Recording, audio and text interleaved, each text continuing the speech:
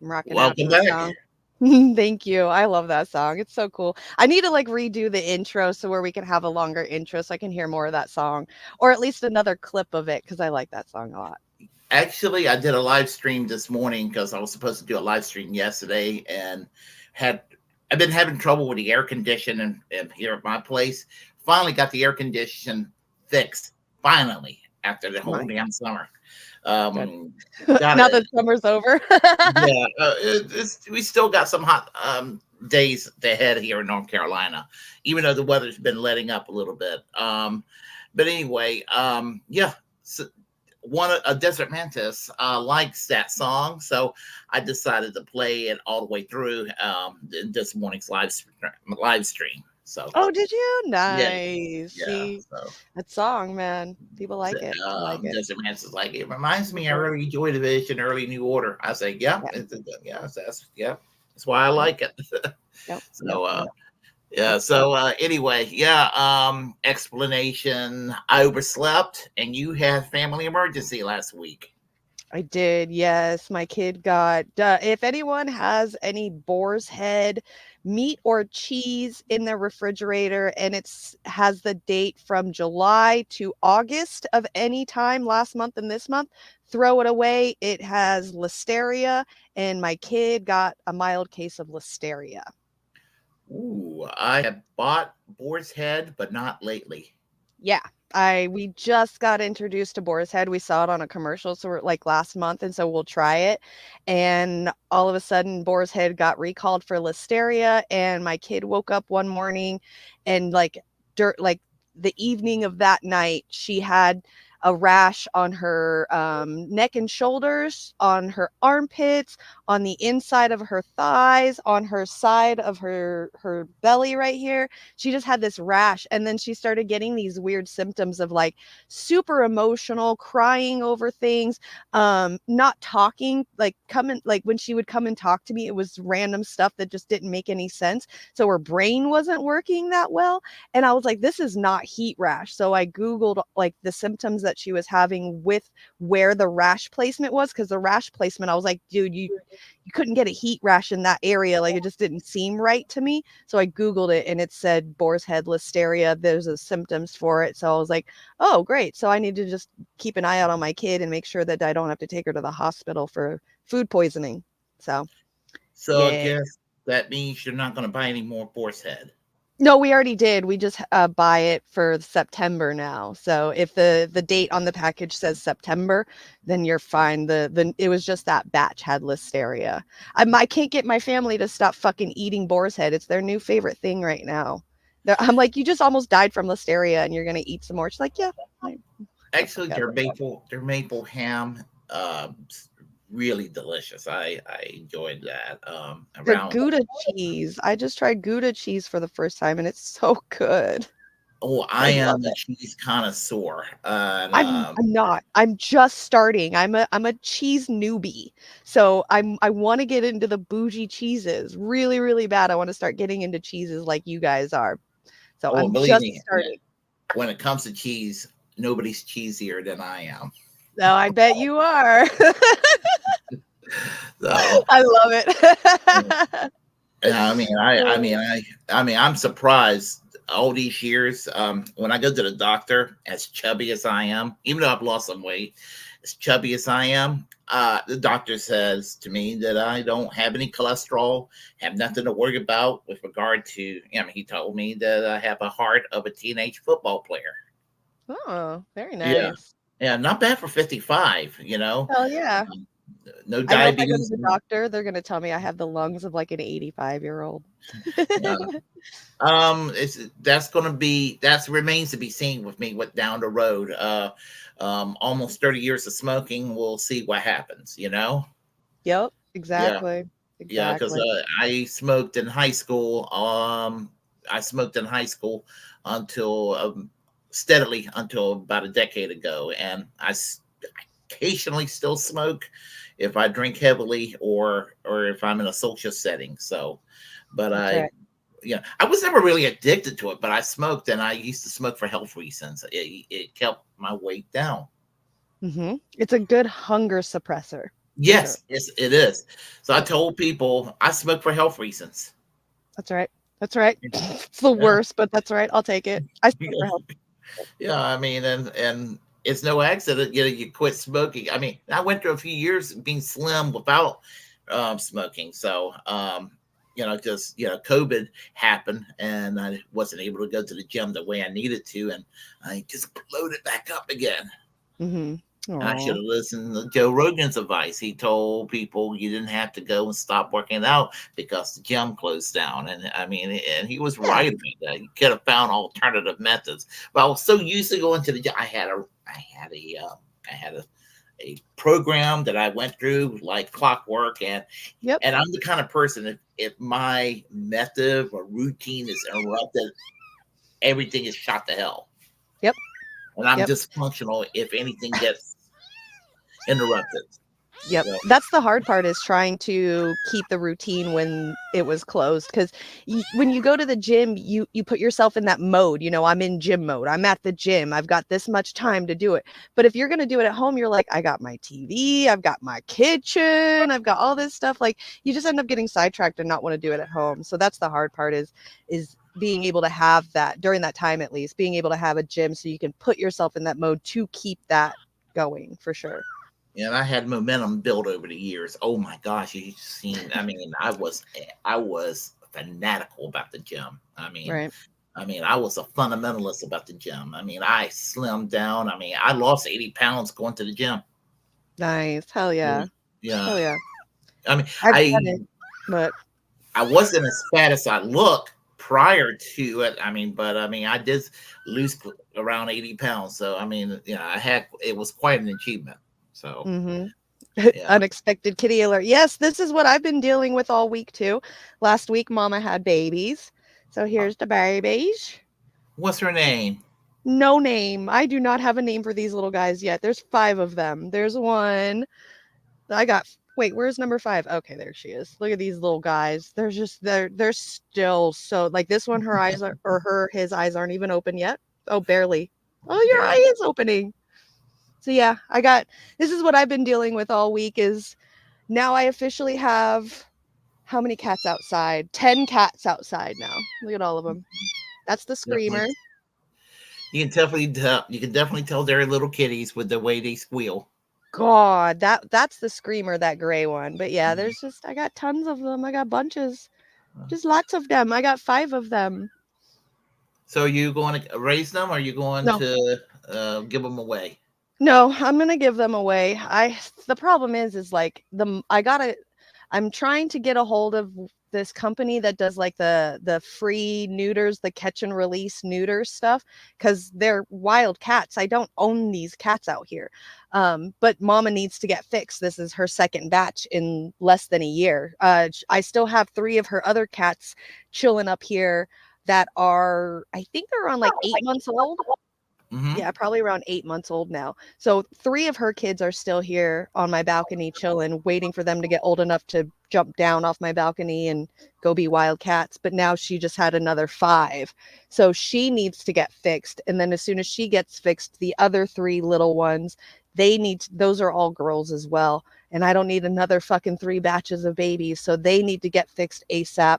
I'm in the process of training those 3 to litter doing litter training, and because they've been outside wild cats, I bring them in the house for about an hour or two every day to get them used to my other cats and get them used to being inside of the house, because there are some people that are interested in them. They just need to be potty trained and inside trained first before they take them. So I've got another week or two before I can give away the other 3 cats. But I've got a couple months before these guys, because these guys are they're only like a week old. They sound adorable.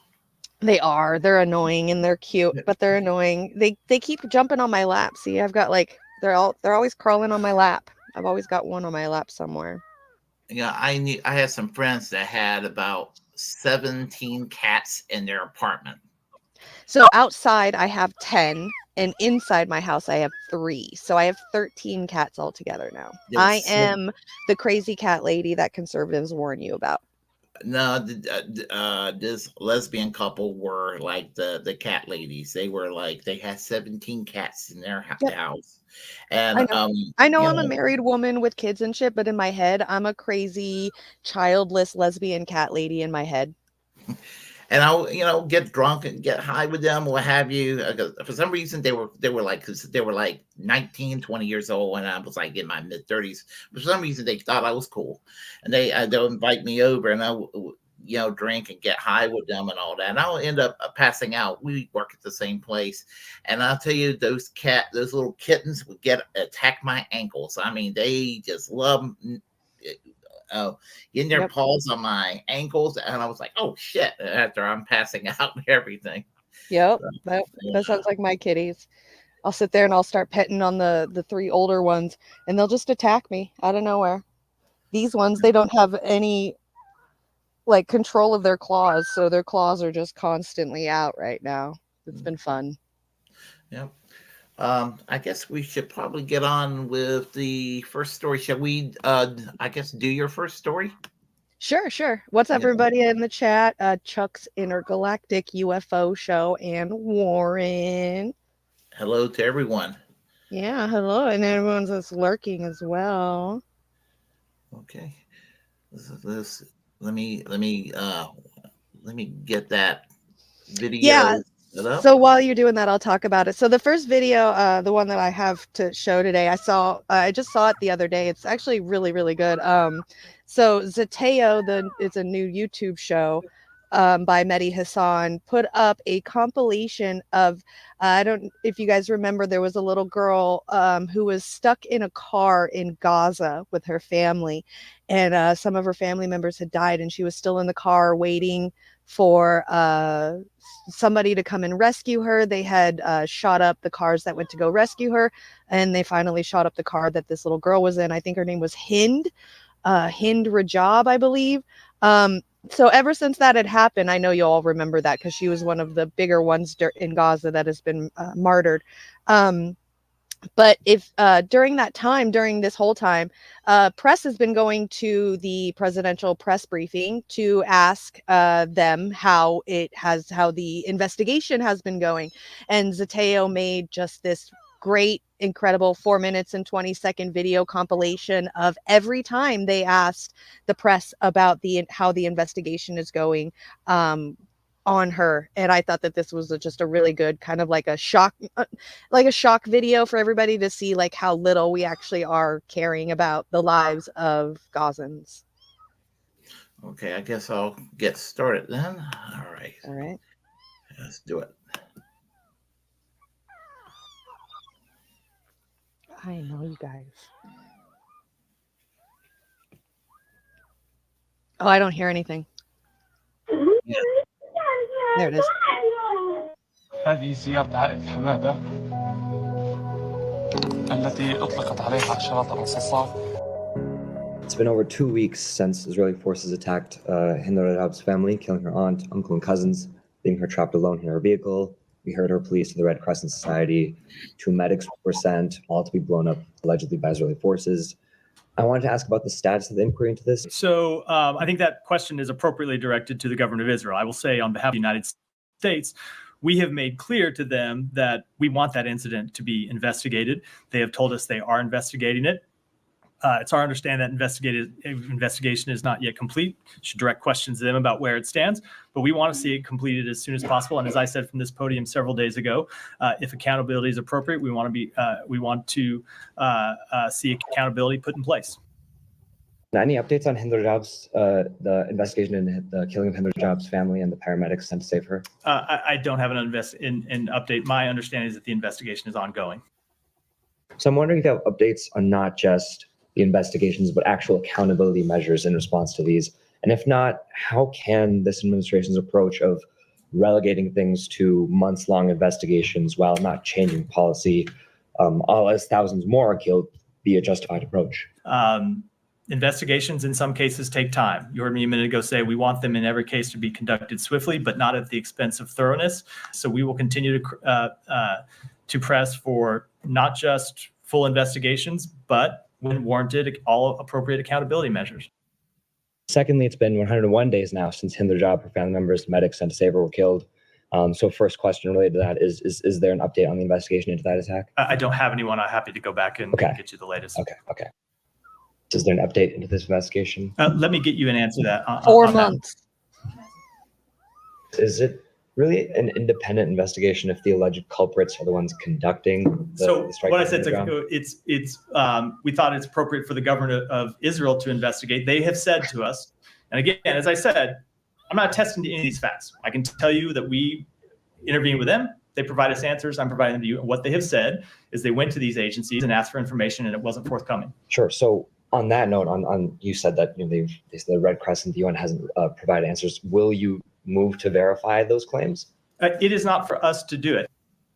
Last month, when myself and other colleagues asked about the investigation into this, the department said Israel said that they're still investigating, and that Israel also said that the UN and Red Crescent did not respond to outreach from the Israeli government. I reached out to the Red Crescent, and they said that no, the Israeli government did not reach out. So has the Biden-Harris administration followed up on this alleged lie by the Israeli government, or sought to confirm any of Israel's claims on the half-year-old killing now of this girl and her family? So we are in touch with our partners in Israel around the clock on a variety of issues. I don't have any specifics to read out as it relates to this conversation. I'm happy to check if there have been any additional updates, but to my understanding, this investigation is still ongoing, and I will leave it to them to speak to the details of it. So I had reached out to the Israeli government as well, and while I was reaching out to the Red Crescent, they said they would get back to me with an answer, and that they did not after we reported the Red Crescent said that well, it's really, I'm not a spokesperson for the responsiveness of another foreign ministry. Given that, this government gives them billions of dollars in aid, I imagine that such claims want to be fact-checked.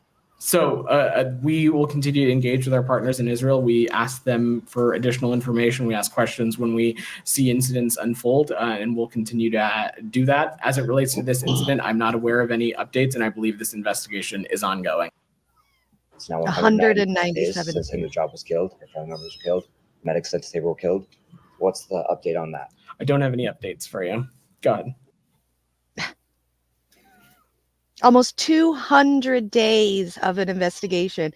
Red Crescent, they even said themselves, the 2 aid workers were never reached out to by the Israeli government. The Israeli government never said that they reached out to them. But here we go. Our press briefing, our press guy for the president wants to sit there and say, we're doing this, we're doing that. It's not our job to do this. They're doing that. We're leaving it up to them, but we're trying. The gaslighting that our country is doing to when it comes to democracy and justice in other countries, especially in a country where it says that they are the most democratic country in that entire region.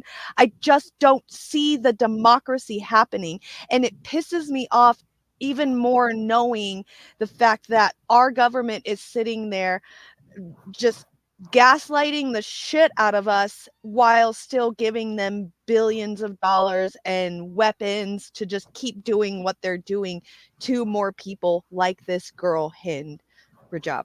It's disgusting, and it's nice to see somebody take it and put it all into one compilation so we can see, play by play, in fact, of how little we actually are doing about all of this. Yeah, there's no democracy. There's not a democratic nation in that region, and it's a facade. is a Yep. facade when people say that about Israel. There might have been a time decades ago that there was some secularism there, but it's been taken over by fucking theocrats. The fundamentalists have taken over, so other than a different religion, they're really not any different from some of the other countries that a lot of American politicians in this country will be critical of in that region. And so, I mean, I'm glad people are waking up to what's going on over there right now, because and you still got remnants of people saying you criticize what they're doing, you're some kind of a bigot or what have you. What about the bigotry that takes place against a group of people who have had their homes taken away from them generations ago, and families have been living there for centuries, that they have been, been mistreated by, another group who's been mistreated elsewhere, and didn't have, and anywhere anybody's mistreated is horrible, but it Mhm. just, um, it Right. just gives a fuck. It makes me mad that they say that like I was just talking about this yesterday. It upsets me that they say that like Palestine is a land without a people and a people without a land. But if you watch any kind of history channel where it talks about that area during, I was literally just watching a documentary the other day about Egypt, and it was like 2000 BC. So like, thousands of years before the Roman Empire took over those areas. And I was noticing that area right there next to Egypt, and they were talking about how Lebanon was there, and I'm sitting there looking at it, and I'm like, man, I don't see that little area right under Lebanon that says Israel should live here in 2 to 4,000 years. I just don't see it on the map there anywhere.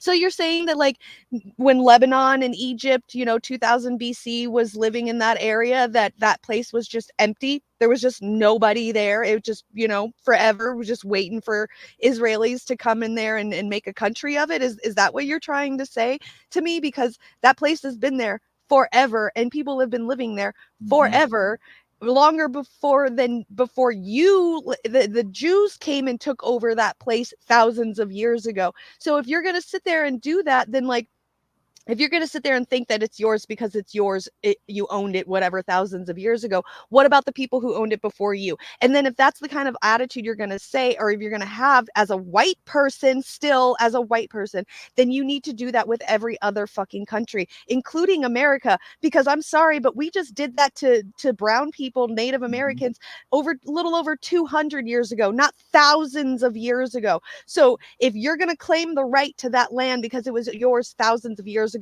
then you need to sell your apartment in New York and go move to fucking Israel and let the Native Americans have fucking, well, actually, you need to go back to probably Germany because that's where you all were like, yeah, Russia. originally, from and got kicked out of in the first place, and let the Native Americans have back America and Mexico and South America and Canada and give, and the Australians need to move back out and give that land back to the indigenous people. Like, you want to sit here and play games like that, we can do this. And then we can go back even further and find out that actually Palestinians and Muslims and dark colored, quote unquote, you call brown people, lived in that area before you guys ever came along. Sorry. And if you guys were there, you all lived in there peacefully and harmoniously before, the Romans took over and decided to fucking hang Jesus on a cross and turn this into a religious thing.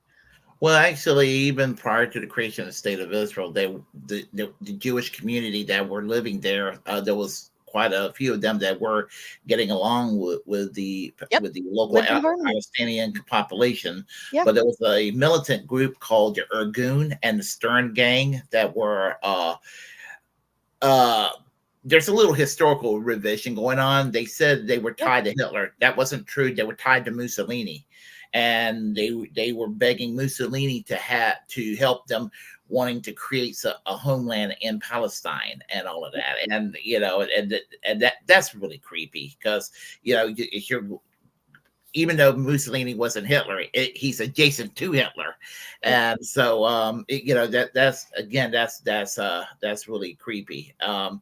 And the Irgun, what was the Irgun and the Stern Gang became what is Likud today in Israel, the party of Benjamin Netanyahu. Uh, and there's a movie about that called Exodus with Paul Newman from 1959. I don't know if you ever heard of it. Mm-mm. Yeah. It was a pro-Zionist film, and Paul Newman played a good cop Zionist in the movie. He was with the Haganah, which were a lot of them were, yeah, left-leaning Zionists, and his uncle was with the Irgun. It was sort of like a challenge on their ideological view of what what this future country was supposed to be, and it was called Exodus. So it's like a really popular film when it came out in 1959. Wow. Yeah. So I've also been hearing a lot of liberal type people, or saying that there's not going to be an Israel in the next 10 years and stuff, and I just sit there and look at them like, you really don't understand white colonization at all whatsoever. Like, if anything, there's not going to be a Palestine anymore. And that's the job that the white people have been trying to do for as long as there's been white people.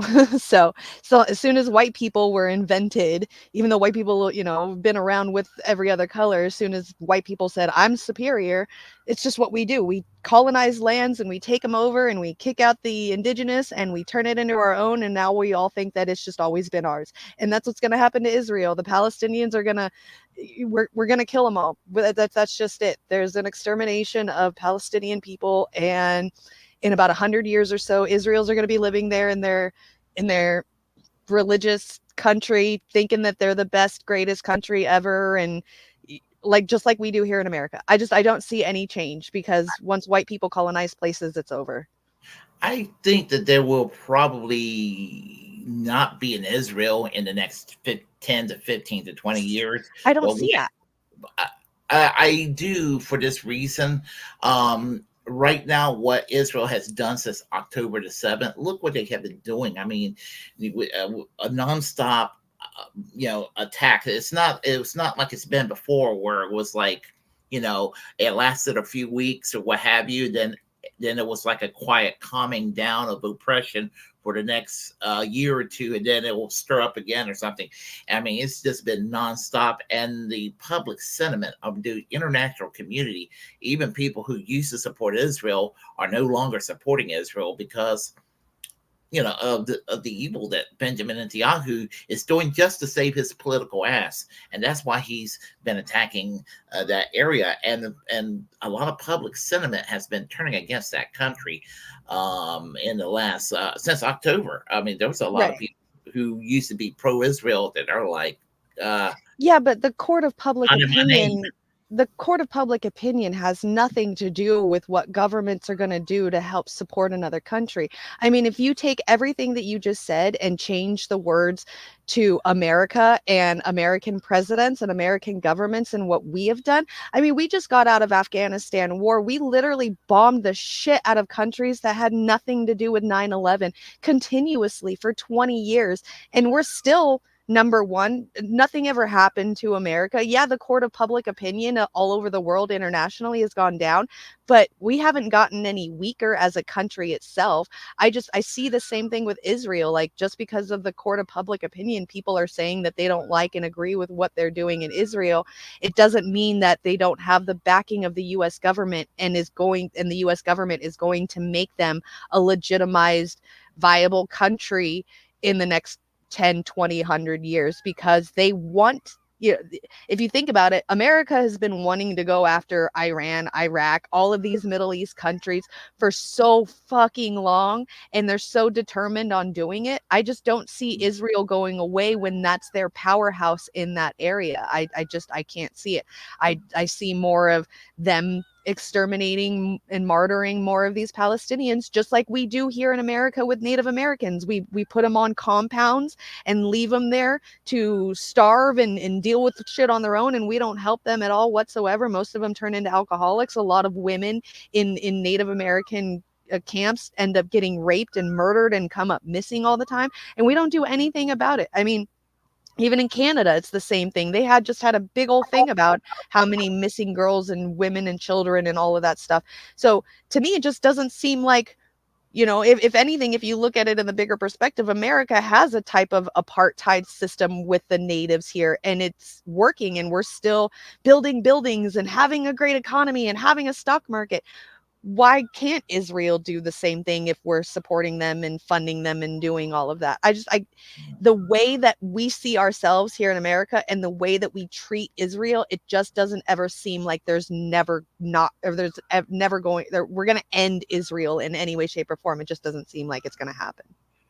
Well, the only optimism that I can put into this perspective is that eventually apartheid in South Africa was challenged and overturned. Right. And we can hope and that the apartheid system will one day disappear, and all Right. that. And so, I mean, and until then, I mean, it's just going to be, they're saying before it gets worse, it'll get better. So I don't know what the answer, I don't know what the answer is going to, be at the end of the day. Right.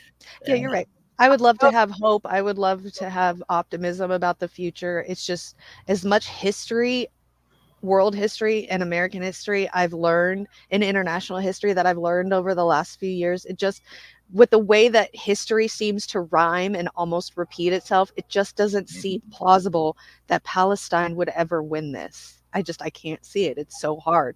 Court of public opinion to me is just what people say on the internet, and they're just opinions, and it's literally moot when it comes to the decision making of governments. Yeah. Well, even here domestically, domestically, where it was used to be political suicide to criticize Israel, I think that the fact that people are getting tired of getting canceled for even the most milquetoast of criticism against Israel, because there are like really small little tepid criticism against Israel, and people are called vile names as a result and everything. I mean, I got called a damn quote unquote Jew hater the other day on Twitter by some motherfucker. Was me and Angel Rivera arguing with some motherfucker on Twitter, and just got tired of it. I told this guy everything that's objectively stated about the conflict, and he still called me that. I take exception to being called, a racist or anti-Semitic or any other type of bigotry that's out there, because I don't have I'm not saying this just to say this. I don't have a bigoted bone in my body toward anybody, Mm-hmm. And that's what I do. I hate white people. Just saying. I can say that because I'm white, right? Yeah, you're allowed to say that. Yeah, I'm allowed to say that. Fuck white people. Y'all are making it worse. Yeah. So anyway, I guess we probably should go with the next story. And me today, I got Rob Zombie on today. I'm wearing Rob Zombie today. If anybody's wondering about my shirt. Tell me, okay, so I just saw a really cool meme this week. Tell me Rob Zombie doesn't look like the ghost of Macho Man Randy Savage. Doesn't he look like the ghost of it? If like Macho Man Randy Savage got into a really bad car accident and his ghost was hunting you, that's what he would look like. I can see that, actually. Yeah, he looks like Macho Man Randy Savage. Don't lie. Yeah, I can see that. I can see that. Yeah. Let's see. The next story we're going to be doing is on Scott Ritter, who's in my opinion, I think that the U.S. is trying to turn Scott Ritter into the next Julian Assange. I mean, just from what I've been seeing, so Kim Iverson talks about this on her show about the raid that took place at his house. I mean, the feds came in and they did their thing. Okay. So, and he was not very happy about it, of course. Former UN weapons inspector Scott Ritter being raided by the FBI today. So this news came out that Scott Ritter was. Hold on. What happened? Was raided. We do have some video of the raid that happened at his house today. He lives just outside of Albany, New York. Go ahead and look at the raid. Here they are, the FBI. They went to his house. Nobody really knew what was going on. They just saw that the FBI was raiding his house. And Scott Ritter was nowhere to be found in these images or in this video of the raid, but FBI agents were swarming. A little bit later on, and there were some reports of it. Times Union reported on it. New York Post reported on it. Here's the New York Post. And this is their story. They said that the FBI raided the home of ex-UN Inspector Scott Ritter. And really confusing as to what was going on and why. We do know, however, that about a month or so ago, Scott Ritter was trying to fly to Russia for a convention, and he was stopped at the airport, and his passport was seized. So he was unable to get on the plane to Russia. We talked to him about that. That happened maybe a month or 2 months ago. So that is what we know. We know that his passport was taken. He, at that point, when he came on the show to talk about it, said he didn't know anything. They just took it. And they didn't really say anything to him about why. They didn't give him any information. They just basically said, you're not allowed to leave the country by seizing his passport, which seemed quite unconstitutional. If you're not going to charge somebody, if a judge is not going to say, look, you cannot leave the country, so we're taking your passport, it seems really unconstitutional that that authorities at the airport could just suddenly seize your passport without giving you any reason, without charging you with a crime. So they then, but we don't know. We don't know everything. Scott could be remaining quite mum on things, and maybe his attorney is telling him to stay mum, or maybe he just wants to stay mum. But there could have been more to that story. That is just what we knew. Then we see that his house is being raided today. Well, then Scott did come out and he actually made a statement about it. This is what he had to say. Search warrant at my residence.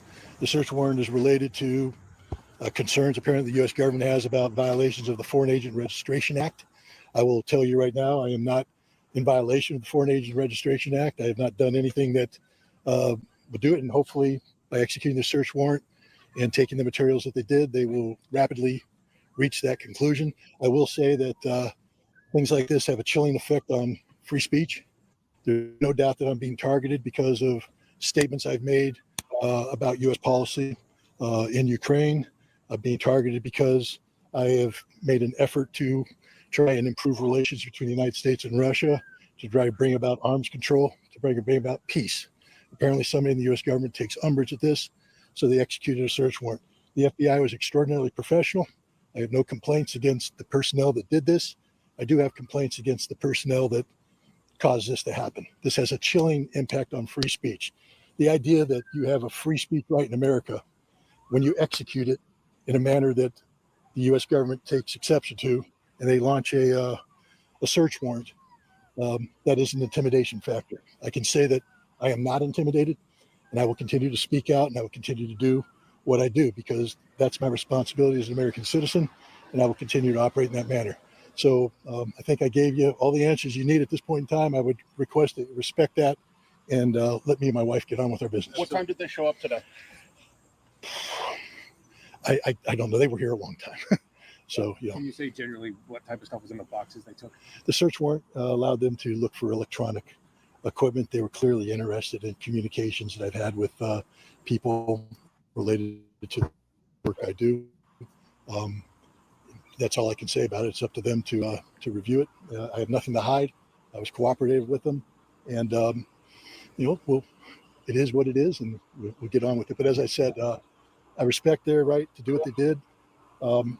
I'm not in violation of the law, and I will not be intimidated. So anybody upstairs who thought that this will intimidate me and cause me to stop speaking out, they guessed wrong. Have a great day. Passport from you a couple weeks ago? Well, they took that. That's an old story. But yeah, my passport was seized when I returned from Russia back in June, when I was getting ready to leave for Russia back in June. You said they took stuff that was related to your work. What work exactly? I'm a writer. You figure it out. You're a journalist. Imagine if they did a search warrant in your workplace. What would they take? 2 + 2 = 4. So he is a journalist. He's doing writing. He's also speaking out. He has a podcast. He's also a regular contributor onto Sputnik, which is a radio station. And they've now gone after him for under the FARA Act, which is the Foreign Agents Registration Act. That act says that if you are in a position, you're working on behalf of a foreign country, you're being paid by a foreign country, and you are looking to influence public opinion, public policy, government policy, any of those types of things, then you need to register with the government as a foreign agent. If that's the case, then Ben Shapiro needs to register uh, register with the U.S. government, since we know which country Ben Shapiro cheerleads for and everything. I don't think that Scott Ritter is a Russian asset or anything like that. So, what are No. your thoughts? He's just another one that I'm seeing that's being bothered by the the feds for being a writer. I believe I just watched a video yesterday. Richard Medhurst on Mhm. YouTube got arrested in a London airport this week for terror as a terrorist threat for being a writer and a person who's talking about all this stuff that's going on in Gaza as well. So, um, Tara Reid, I know, has been stuck in Russia for a really long time now. She can't get back to America because of all of this stuff. So, he's just Scott Ritter's just another person that's being, you know, terrorized by the feds and being called terrorists for just doing journalism.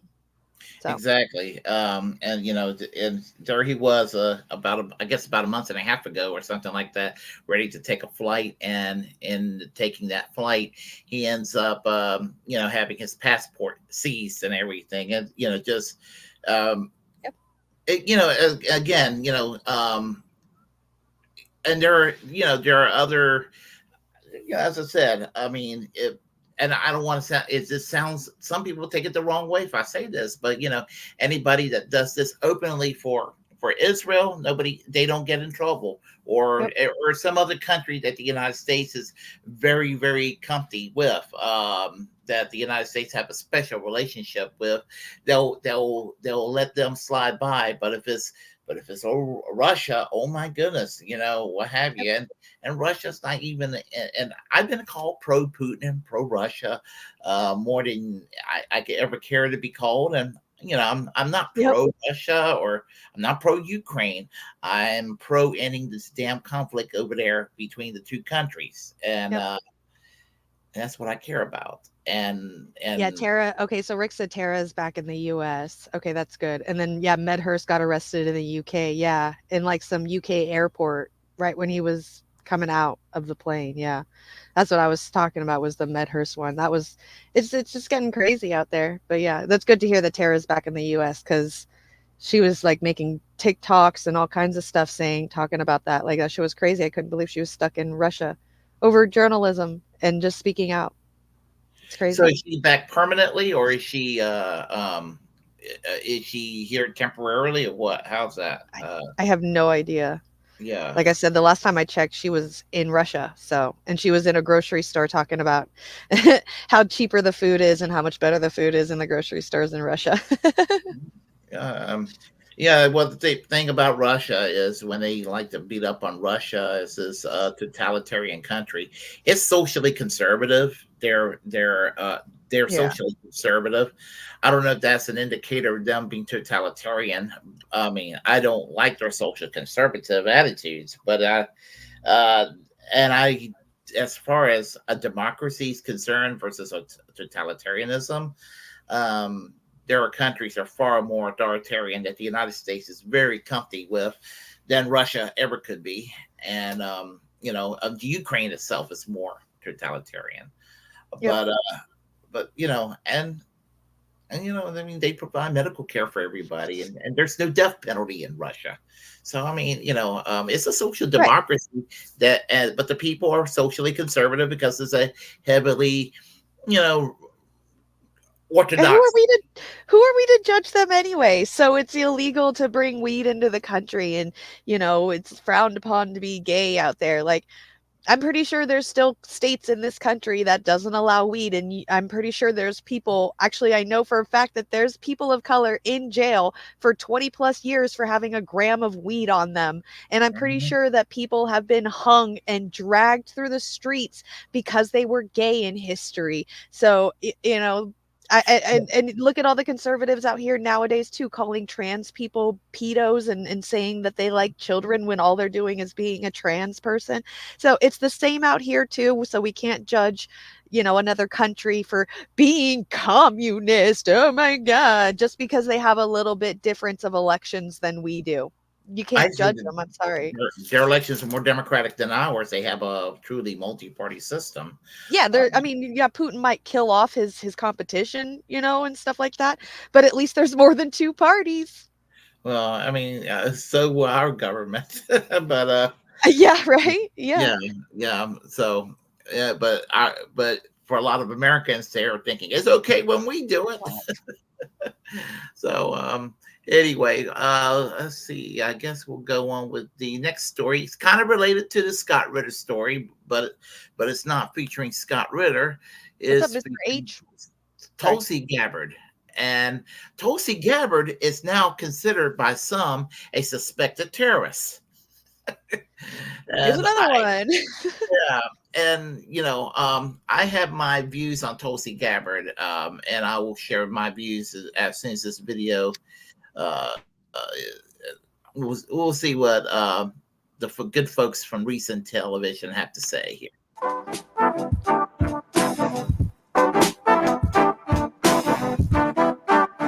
Welcome back to Free Media. I'm Robbie Suave. And I'm Amber Duke. It sounds like something out of 1984, but Can I just unfortunately, say really quick that these two Democratic are like, I absolutely hate these two. I just want to say that really quick. These two absolutely drive me insane. I hate them on the Hill. They are annoying as shit. I want to punch her in the face. Just saying. Oh, did she take over for Brianna Joy Gray? Brianna?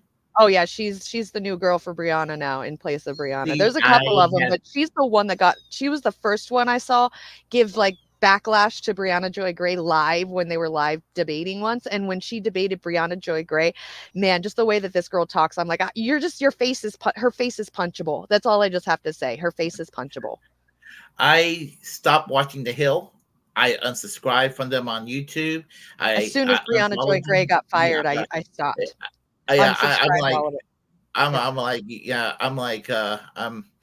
like that was a line in the sand right there. Now, yep. I'm not particularly happy how she treated the two guys from Due Dissidence. She kind of ghosted them, in my view. But yeah. that's a separate issue, and that's right. My one criticism against her. However, what the Hill did to Brianna Joy Gray was absolutely wrong, and yep. And yeah. So Mr. H, yeah. So Jessica Burbank is probably the only reason why I would still watch The Hill. If it comes up on my recommended feed on YouTube and I see her picture there, I'll watch it only for Jessica Burbank, just because she's an MMTer and so am I. So like I have a connection with her that, like the parasocial connection that she doesn't know about, but her watchers do. So that's my connection with her. But other than Jessica Burbank, I refuse to watch because of her and the guy that she's with, whatever. I keep forgetting his fucking Robbie name. Suave. Yeah, the little blonde haired glasses he looks like the rich kid that what's that rich kid movie where he's like super super rich? Macaulay Culkin played him. Richie Rich. That's what he looks like. Richie Rich. Well, the little like multi-million-dollar kid. In my old defense of him, he did defend Brianna Joy Gray when she got fired. But the way that he talks to her, though, anytime she wanted a debate, he's like, just shut up, you're stupid. And I'm just like, wow, dude, you're going to talk to her like that when all she's trying to do is debate you? There's just it's that libertarian, almost conservative mentality of I'm right, you're wrong, and I don't want to listen to you no matter what because I'm right. It drives me insane because you're not opening your mind to any other option or opinion or idea other than your own. And that's just how libertarians, they just think that they're like this perfect balance of conservative and liberal to where they're right on everything. And it pisses me off the way that they treat other people. But yeah. He looks like a bitch. It depends on the libertarian I talk to. I've talked to some that are impossible to talk to. Right. If they are really into that anarcho-capitalism, I mean, like really steep into Austrian economics and into what is it called? The the Mises school of thought. I mean, they're just impossible to talk to. But if they're just like, man, I just want to smoke my weed, and that there's that type, I'm cool That's with those cool. folks. Yeah. Yep. Absolutely. But it's these ones, these academic libertarians, where they tell you something and they look at you like smug, like, I know I'm right. And that's what she does. Like look at that face right there that she's giving. It's that smug little kind of a smirk. Her eyes are kind of like not like stoned glazed over, but they're like soft eyes. Like it's just that smug, I know I'm right attitude. That's why her face is punchable. That's all I have to say. Her face is punchable. Well, let's hear what they have to say about Tulsi Gabbard.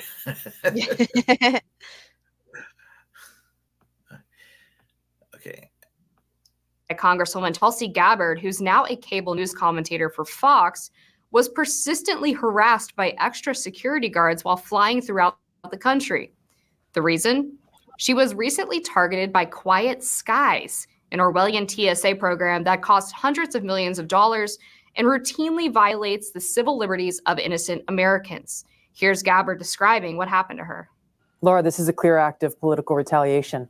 There's no other way to put it. You laid out the sequence of events the very next day after my conversation with you on the air, warning the American people about how dangerous a Kamala Harris presidency would be.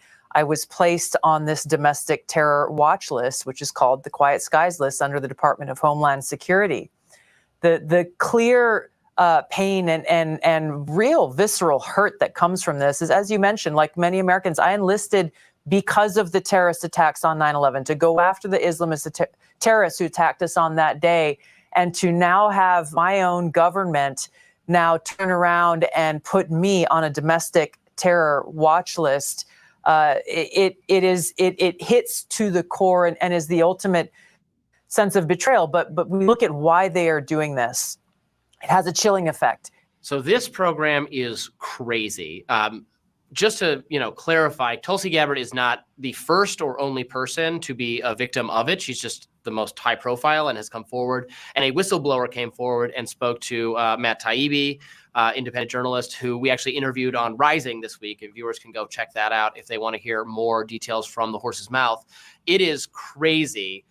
So this is almost like the no-fly list. It's separate from that. Some people doing air travel throughout the country are subjected to extra scrutiny, and they'll basically have teams of security agents just kind of following you, and then they'll have an extra marshal on the plane with you. There will be drug sniffing dogs. They did this to Tulsi. Extra, pat down, like really aggressive patting downs. The pat downs are already getting plenty aggressive at the Ronald Reagan Airport in DC, I have to say. Going over everything. Robbie And on your boarding pass, this happens to some people. There'll be 4 S's. It stands for like some kind of extra security measure or something. And it's not explained how you get on the list. It's not explained how you get off it. A past whistleblower came forward because he found out that his wife was on it. He had no idea why. It's crazy. We don't know what she did or anyone did to get put on it. There's no evidence. Again, they've never apprehended a terrorist this way. Like, they're not even like, if these people were legitimate safety threats, they wouldn't let them fly at all, right? This is just Quiet Sky. I mean, it sounds crazy. It's real. It is crazy. And I have very little doubt that this is not about the fact that Tulsi Gabbard has run afoul of the political establishment, that the Democratic Party hates her for defecting, that Hillary Clinton herself accused Tulsi Gabbard of being a Russian plant who was trying to infiltrate the U.S. government to destroy it from the inside on behalf of the Russians. I mean, all of these misinformation, we go back to that term, misinformation narratives coming from the Democrats being used to silence their political opponents. And, earlier in the show, we were talking about the fact that the EU and European countries have been cracking down on speech there and how grateful we are to have the protections of the First Amendment. But this is an important reminder that they will get you in other ways. That's true. If they can't straight up arrest you for sending a tweet, which I'm sure they do that too because they'll claim you were inciting violence or whatever. There is that one, I can't think of his name. There is that one guy being prosecuted for. Oh, well, they got Douglas Mackey because because he made a joke. Misinformation. Because he made a joke It was a meme joke, about but, like, voting on the wrong Democrats day. vote on the wrong day. Which yeah. I've seen the same thing come from the Democrats a million times, and yep, he actually served jail time for that. So yeah, they'll find a way to get you if they want to get you. Yeah. They'll just wriggle their way around the First Amendment and make sure that they can take you you're out. thinking the same thing I'm thinking. Myself Those pants are and too tight. colleagues of mine at Reason have written a lot about just how awful the TSA is as an organization and how Right. What's that now? Oh, I'm just talking to the chat while the video is going. Warren is talking about how skinny his pants are, and that's literally I've been thinking this whole 4 minutes is, dude, if his pants get any tighter, he's gonna feel the Lord Jesus Christ up his butthole soon enough. Oh, I wear skinny pants. Not like that though. That shit looks like I'm sorry, but his calves are a little too big to be wearing tight pants like that. I'm sorry. Yeah. Is he secret? Is he bi? That's what I want to know. I'm getting like bi vibes off of him. I mean, he has that GQ look that a lot of them have, but Robbie's trying to bring skinny jeans back. Please don't. Please don't. No, I'm just kidding. Not him, at least. Yeah, no, I was just listening to Warren because Warren's on the same page as I am. It's hard for me to listen to him because I hate him so much. So I just sit there and nitpick everything that's wrong about him, like his pants. That's what me and Warren like to do. I'll pay attention to see if there's anything suspicious. This is all safety theater. It is not locking the cockpit doors made planes safer. That was the great innovation after 9/11. That brilliant. And don't let the plane get taken off. It's amazing. It took us that long to figure that Well, out. I mean, it used to be policy, and we forget this, Right. but there were tons of hijackings of planes every year for decades because the people hijacking them were Cuban sympathizing people who would hijack the plane, take it to Cuba, get off the plane, and get arrested by Cuban authorities. So it didn't make, you were getting a detour. It didn't make sense to fight the hijackers. Then hijackers flew the planes into sensitive places. And so now nobody's going to let that happen again. You don't need to monitor people for making sure their liquids are only this big before they get on a plane. It's so ridiculous. It's so wasteful. It costs just an exorbitant amount of money to do this. It's inconvenient for travelers because people have to get to the airport so much earlier. People choose to drive instead of fly because flying has been made so much more inconvenient, even though driving is about a gazillion times, that's literal math, gazillion times more dangerous than flying. Slower. And slower. It's so bad. And I've wanted this. I've made a promise. You just had to throw that in there. And slower. I fucking hate her. I'd rather take an Amtrak than to fly or to drive if it's here in the United States, and especially if it's a couple hours away. I don't know why we're spending 2 minutes talking about how safe it is to fly when we're supposed to be talking about people being known as terrorists by the feds because they're journalists and speak out against Gaza. Yeah, well, and that's the thing right there with right. I'm with Hirsch. I wish we had high-speed rail, but that's communism. Oh. Yeah. Just about anything is communism in this country. It doesn't take a lot. Right. Safe to fly. Have you seen Boeing planes recently? I'm pretty sure that there is 2 people stuck in the International Space Station in outer space right now for the next year when they were only supposed to be there for 2 weeks because Boeing's planes fuck up so bad that they can't even bring them back to Earth. I'm just saying. Yeah. Well, my solution to Boeing is to nationalize them, to have them nationalized. I know. They're just sitting here talking about safety of planes after a terrorist attack when it doesn't fucking matter how we travel. People are being being identified as terrorists for doing the basic minimum of speaking out against what our government is doing. Well, the thing about it is that I think that a lot of Republicans. One of the reasons I think that she ended up turning to the right, Tulsi, is because they felt sorry for her when she was being attacked by Hillary Clinton and a lot of Democrats as this so-called Russian asset, and I think that he liked the attention she was getting from these people. And I think that was the beginning right there, and of where she's at right now. I think in any other setting, I think that if we've had Republican presidents, you would still have a lot of right wingers, neocon types, vilifying her as and some do actually still. I mean, like Mark Levin thinks that she's worked with the Iranian government, that she's an asset for the Syrian. Iranian government. Yep. Yeah, She's buddied up with the Syrian leader Bashar al-Assad. yep, yep. And here's the thing on Assad is she did. I mean, well, I know she met with Assad, and Yeah, but that's a good thing though. We were sitting there lying, saying that we had like mustard gas or whatever, some kind of gas spread all over the place, where a news lady even sniffed it and was like, "Oh, that's gas," like she's gonna live through that. We made up so much lies about that country to make that leader look horrible. She technically, Tulsi Gabbard was on the right side of history in that aspect. yeah, she was right on a few things, but she also became a grifter later on, Right. And she realized where the love was coming from and where there's some potential for some cash, and so she ended up embracing some talking points that are culture war related that I found very offensive. And I'm not a cancel culture kind of guy. You can even deviate from an issue that I from a set of political beliefs that I may have and all that. But she, as I said, it's like she took a 180 on everything. She didn't even I say think it. she always had hints of conservative in her, because even when she was like Bernie's VP pick and we all thought that she was like uber progressive and stuff like that, she was still in the military. I mean, she was still like working in as a, as a military member. And I'm sorry, but as somebody I've never been in the military, but I was raised military. I grew up on bases, military bases. I went to military base schools. People that stay in really, really, really, really, really long for military are usually conservative.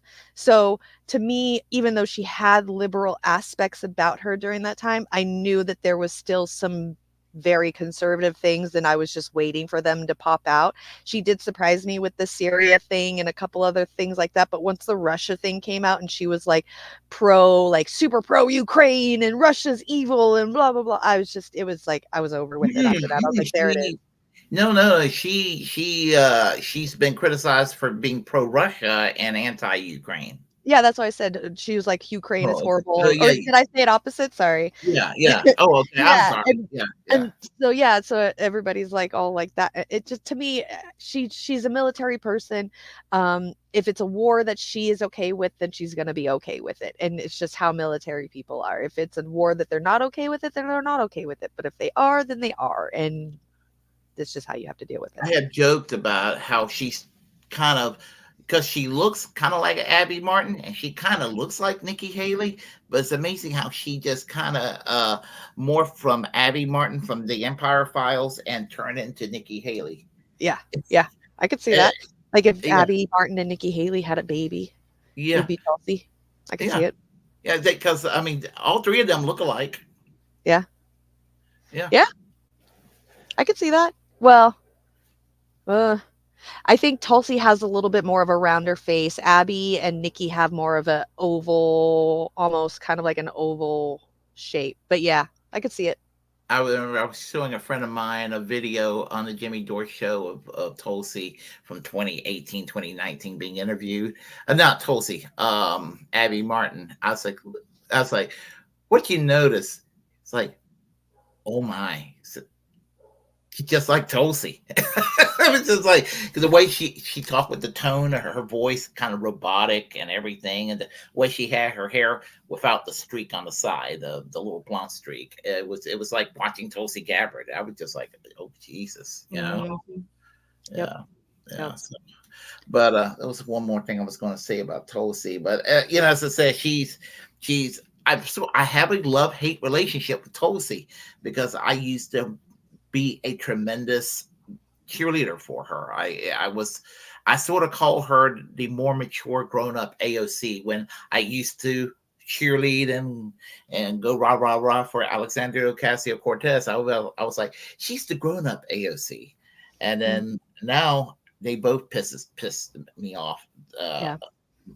majority. I know I don't have a love relationship with Tulsi anymore, but it did take me a good while to get over her because I have one of my friends was her campaign manager while she was still running for president before she got the VP pick. So, like I had like this like 1 degree or 2 degrees of separation from her. So if my friend was her campaign manager, that she was picking somebody good enough to lead her campaign that was going to do good, because my friend, he was super liberal. I mean, he's super liberal. He was a Bernie supporter through and through, but he was also military as well, just very liberal military, very kind, sweet, all of that. So to me, I thought she did a great pick. Like, he's an awesome person.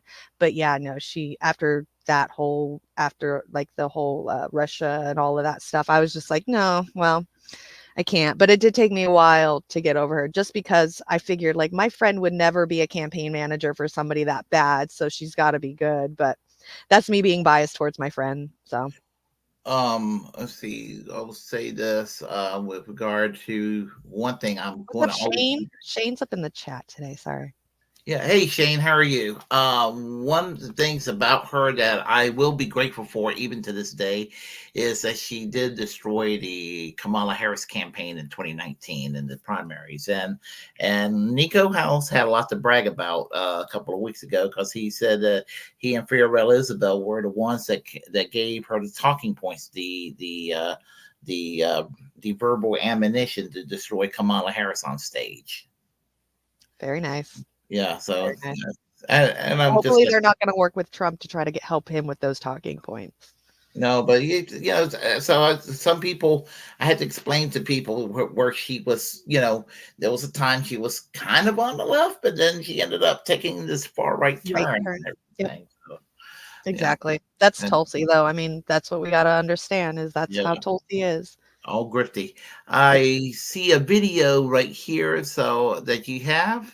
You want to go? Is Tulsi working with Trump in prep for the debate? Is she really? Yeah, that's horrible. Sorry, I just saw that in the chat. Yeah, I just found, or I forgot, I wanted to talk about this as well. So I am not pro Kamala whatsoever. I am not Democrat. It's just so funny and ironic for me. So I love to go to like conservative YouTube channels and hear what they have to say about like Kamala and Tim Waltz and all of this stuff. Not like it's been confirmed. Okay. Not like I'm pro them. It's just fun to, I guess it helped. Like, I don't want to say that I'm defending Kamala or anything. It's just funny to see the kind of jokes that conservatives put on Kamala and Tim Waltz, because it's like, obviously Democrats aren't very good with jokes either. Sometimes they can land jokes about, Republicans. Sometimes it's funny, but I swear like 99.9% of the time, Republicans, when they make jokes about Democrats, it just like over fucking everyone's head, in one ear, out the other. Nobody gives a fuck about it, and this shit's fucking funny. So I saw a video where Ben Shapiro is talking about Kamala Harris and her new agenda items that she's putting out for when she becomes president, what she wants to do. And I just thought that this shit is so fucking funny, the way that he talks about Kamala here, because yeah, the irony to me is just crazy. Like in here, like before we show it, like in here, he's going to talk about how she continuously, when she's got asked a question, how she continuously uses the words return on investment, and how that reminds him of MLMs and the multi-marketing pyramid schemes that women do, like Avon and shit. And the irony to me is, like, it's so funny, is that like most of the people that I've ever worked with as MLMs, and most of the people that I know to this day that are still MLMs, are actually Republicans and Trump supporters. So it's funny that they sit there and they're like, well, she sounds like a MLM person because she uses return on investment so much. How do you know so much about it? Is it because your wife is out there selling candles and Avon makeup, bitch? Like, they make the jokes about these other people and not realizing that it's their own people that they're making fun of as well. So I just thought that this video is fucking hilarious, and I wanted to watch it because it's funny. Well, Ben Shapiro is the joke always. So always. Always. You can find anything to joke about him. Just wait when he gets in here, when you watch the video, there's going to be a part where he goes and does something really weird like that. The way he sounds. I want to clip that and make it into a meme. I really want to do it so bad because he sounds so dumb. Do you remember, before I do that, do you remember when he was quoting the song WAP by Carrie B? Yes. And they did the music remix of that song, and it's him. Yep. That's what me and my friends were joking about last night. Like Ben Shapiro, how are you going to sit there live on your YouTube channel talking shit about all these people, especially a black woman, when you can't even get your wife wet? Like, your wife had to sit there and pity you and be like, "WAP, honey, that's just something that they say. Real women don't get that wet." Like, you ain't doing something right, motherfucker. Yeah, there's a horse in this hair. There's a horse in this. I was like, oh my God. I know, you literally read out the lyrics to WAP from Cardi B because and got confused because you don't know what a wet girl is. And your wife is a doctor, should know that women can get that wet, but wanted to make you feel better and say women don't get that wet because secretly she knows that her husband doesn't please her. Exactly. Yeah. My God. Right? What's a wet pussy? I never heard of one. Fucking Ben Shapiro, I swear to God. You know, actually, I got in Twitter jail for making that statement in a reply to him. I mean, it wasn't Ben Shapiro reporting me. As soon as I typed it, like 2 seconds later, the algorithms caught it and said, "You're in Twitter jail for it." Wow. For what did you say? I said something about, you're just incapable of getting your wife wet. And as soon as I said that, I was in Twitter jail. Stupid. Yeah. But people can go around on Twitter and say the N-word just nonchalantly like it's the day, like a normal thing, and not get in trouble. But you say that and you get in trouble. Oh my God. Thank you, Hirsch, for the 7th month subscription. Sorry, my Twitch channel. Thank you for subscribing for 7 months. Wait, you got banned for calling someone a silly goose? Jesus Christ. See? That's why I just don't go on Twitter. The only time I go on Twitter is if I'm posting a video, like a live stream or something, because it's just, it's turned bad. Now, you 7 months of doing your laundry? I don't even do my own laundry. Yeah, see, I got into Twitter jail for 12 hours.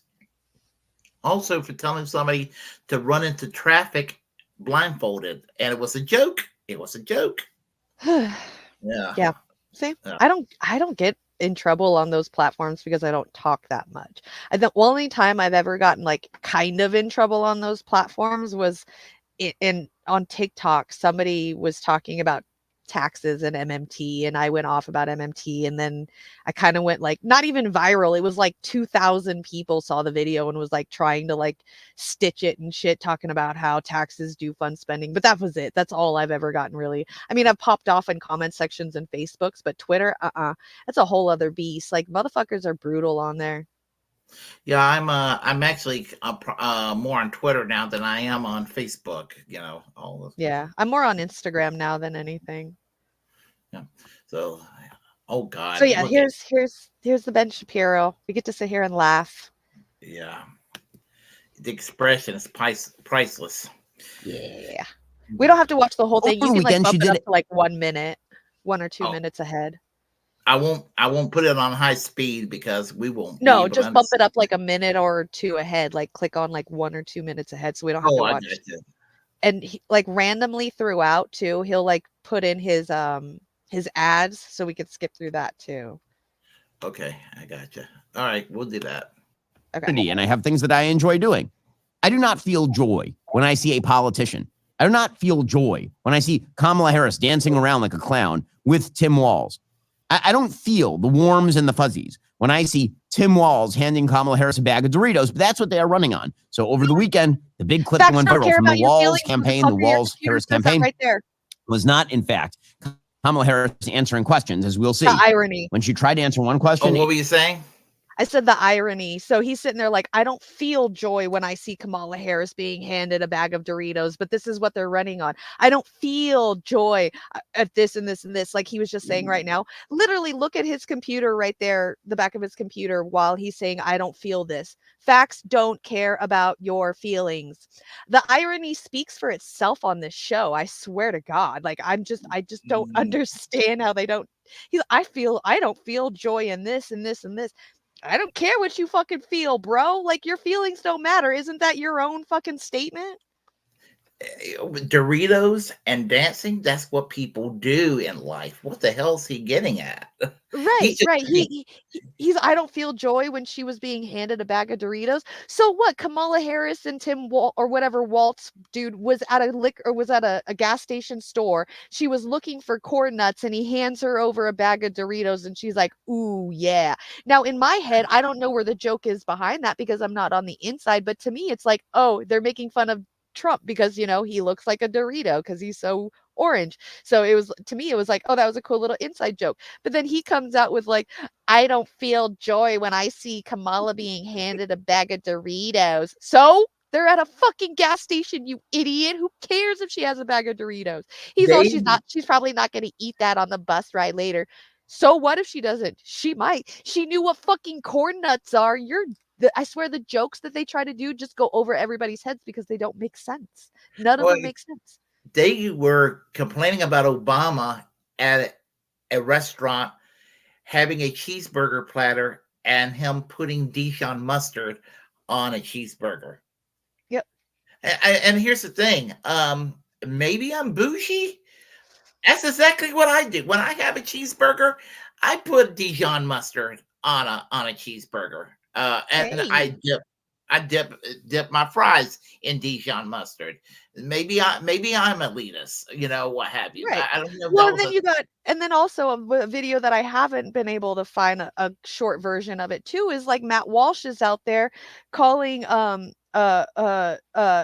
that there's anti-white racism now because they were talking about what was it? Kamala and Waltz were talking about tacos or something, and he's like, I eat white people tacos, and Kamala's like, what's that? Tuna and white bread or something like that, and now all of a sudden all the conservatives like Matt Walsh are going around saying that Kamala is an anti-white racist because oh my God, she said that, and then Tim Waltz is like, I was warned to tell you that pepper is the spiciest thing I can have on my food. Like Tim Waltz said that himself as a white man to Kamala. They were having a friendly banter joke, and all of a sudden now they're anti-white racist because she said that his taco is white people taco, which is like a tuna and white bread or something like that. It's just tuna and mayo or like it because he said he isn't into spicy food, and she kind of joked around about white people food.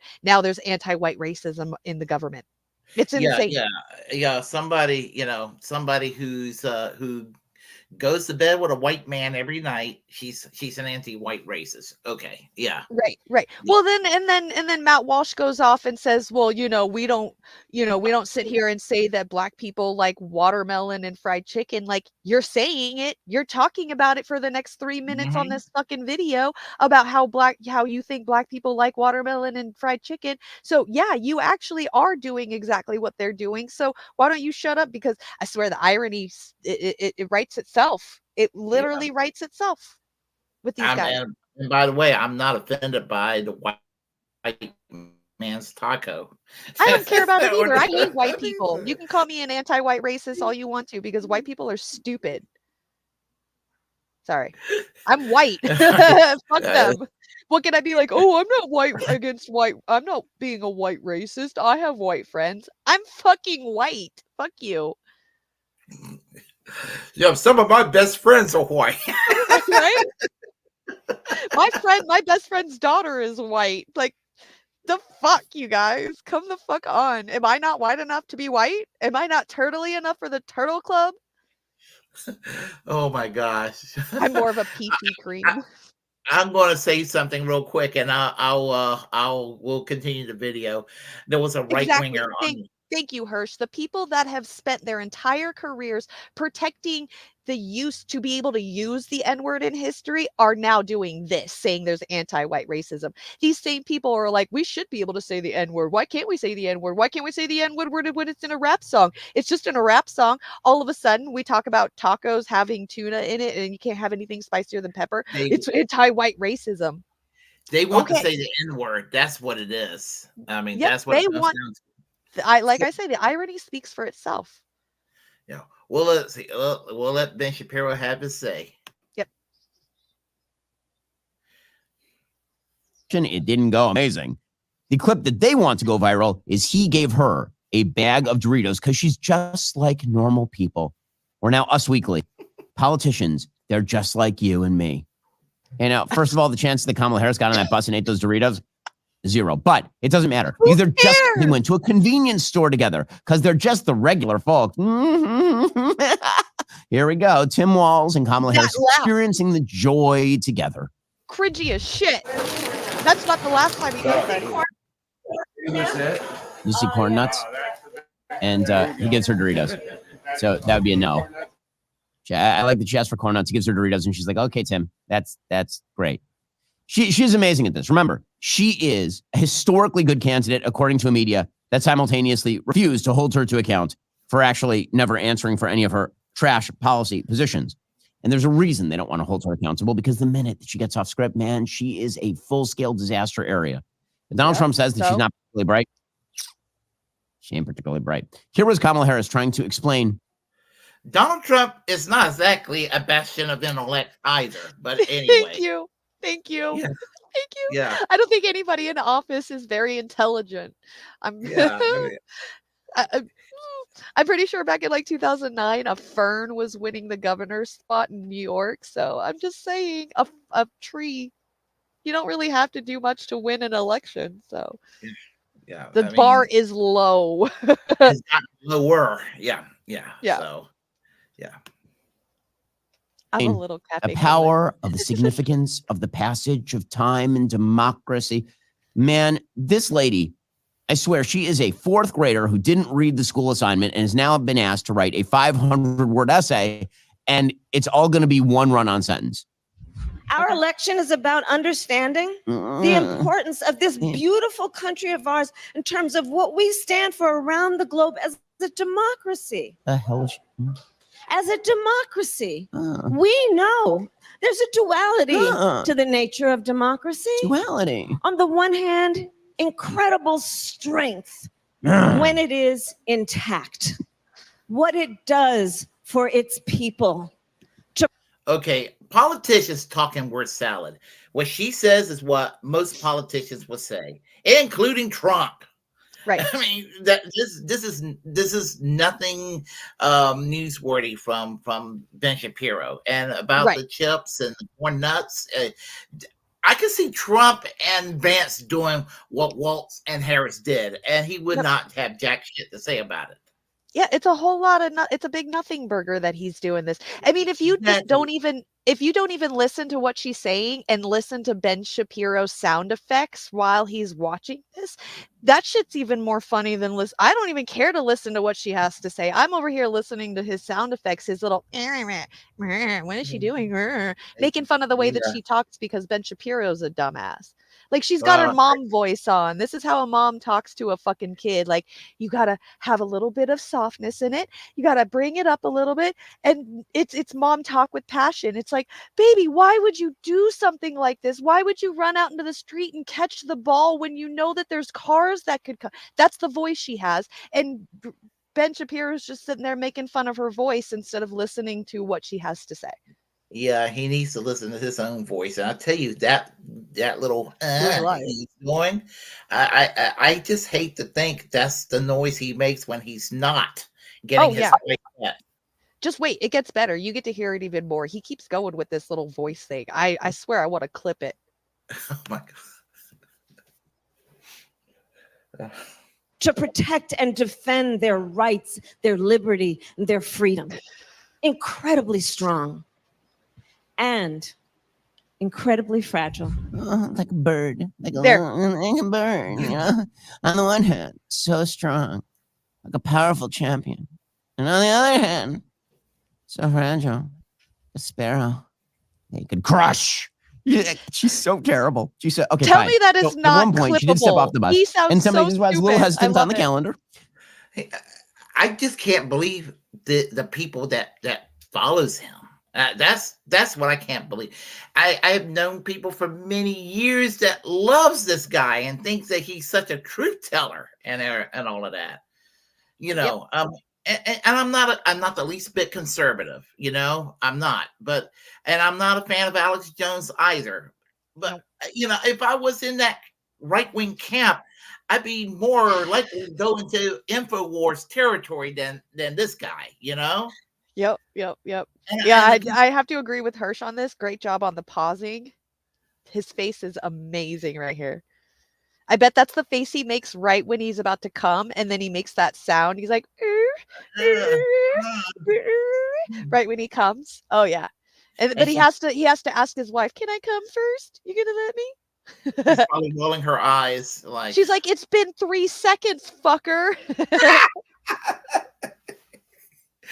So hurry up, I'm tired. I need to go to bed. I got things to do tomorrow. You know, the thing about it is one thing he's got going for him, unlike Nick Fuentes, I guess he's not a virgin. He's got a couple of kids to show for it. So, Have they taken a DNA test? That's what I want to know. I'm just kidding. That's the face he makes when he eats food with actual seasoning. yeah, he's not very spicy, is he? You guys are going there. I'm here for it. 3 pump chump. Damn right. I'm telling you. This shit, man, it's internet gold. All right, let's keep watching him. He's so annoying. She was asked one question. One question was, your economic policies make no sense, madam. Do you have any answer? Her answer is that she is going to explain to you the power of essential oils in the form of a pyramid scheme. Here we go. She just says return on investment a lot. Okay, now, if you ever had somebody knock on your door and try to get you involved in a pyramid scheme or an MLM, Kamala Harris is a political MLM saleswoman. That's what she is. She has no idea what in the F she's talking about, like none at all. So she just says, all right, like return on investment. Return on investment over and over and over again. Because the more that you say it, the more it becomes real, as every great investor knows. That's what Warren Buffett does. Instead of checking the fundamentals of a company, he brings in a spokesperson. If the spokesperson says return on investment enough times in a row, he just tosses $1 billion at them. Don't worry, guys. It's Republicans who are weird. It's Democrats who are dressing up as the abortion pill in the streets of Chicago. It's Republicans who are weird. Also, there might be some social unrest this week in Chicago. And as social unrest escalates and crime rates climb, securing the safety of your family is more crucial than ever. I'm about as pro-Second Amendment as it gets. The thought of using lethal force in my house, I mean, if I've gotten a defense platform. Lightweight and simple to use. It uses an easy CO2 cartridge. So this ad right here, I was watching it yesterday. Ready. It's an ungun. It's an ungun. It has non-lethal bullets in it. You can buy it with no background check whatsoever and own that gun. And I guess like it's like non-lethal bullets. It's called the ungun. He was selling that shit on YouTube yesterday when I watched this. This is an actual ad on his fucking YouTube channel. It's a plastic 3D printed gun that you can buy with no background checks whatsoever. You just go to that website and buy it. That's fucking insane to me. That should be illegal. Well, you know what? I'm going to sound very politically incorrect, what I'm about to say, but the pink gun suits him. Yeah. I know they sell they have like these little kid machine guns, like mini machine guns that have like cute little girly stickers all over them. He would look really cute with a Barbie one for sure. I don't have the thing with me, but when the Barbie movie came out, he was sitting there criticizing it. Somebody sent me a meme of him at the theaters with the bottom half of a Barbie doll, the Ken doll with no obviously nothing underneath there.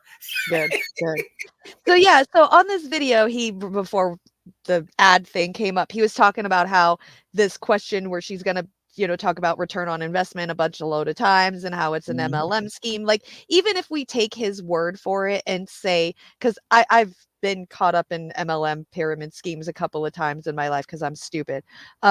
I've never heard the words return on investment. I never heard the words return on investment until I started learning about economics and the stock market and shit and business planning and all of that. Like that's when I started learning about return on investments. They don't say that in MLM, but if he's going to sit there and make a joke calling Kamala Harris an MLM pyramid scheme person, he needs to realize that the joke that he's making pertains to his watchers, because most of the women who are conservative that watch these channels are MLM women. A lot of conservative women are MLMers. Like they do the pyramid scheme, whether they're selling, it doesn't matter. It could be Mo Dare, it could be shit. What else? What did I fucking sell?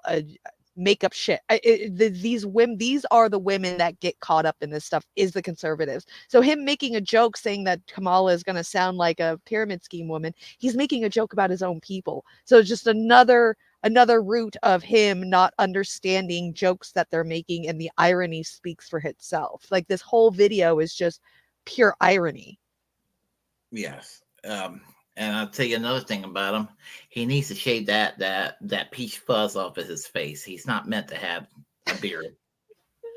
I have to disagree. I kind of like it. It kind of makes him look a little cute, but no, he's still a hero. Look, all right, everybody makes fun of him and saying that he's ugly. Yes, he is not very attractive, but the beard is all right. And I can't hate on him for his height because I'm only 5'3". So everybody is taller than me. So.